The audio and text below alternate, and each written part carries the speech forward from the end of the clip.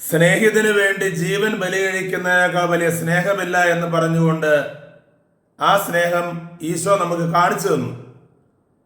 അത് ഈശോയ്ക്ക് മാത്രം കഴിയുന്ന ഒരു കാര്യമാണ്. ഈശോയാൽ സ്നേഹിക്കപ്പെടുക എന്ന് പറയുന്നത് ഒരു ഭാഗ്യമാണ്. ആ സ്നേഹം നഷ്ടപ്പെടുത്താതിരിക്കുക എന്ന് പറയുന്നത് നമ്മുടെ മാത്രം ഉത്തരവാദിത്തമാണ്. കാരണം പാപം ചെയ്യുന്നവർക്ക് ഈ സ്നേഹം അനുഭവിക്കാൻ പറ്റില്ല.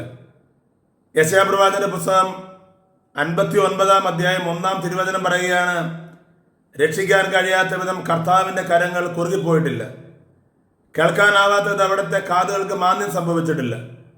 നിന്റെ അകൃത്യങ്ങൾ നിന്നെയും ദൈവത്തെയും തമ്മിൽ അകറ്റുന്നു, നിന്റെ പാപം അവിടുത്തെ മുഖം നിന്നിൽ നിന്നും മറച്ചിരിക്കുന്നു.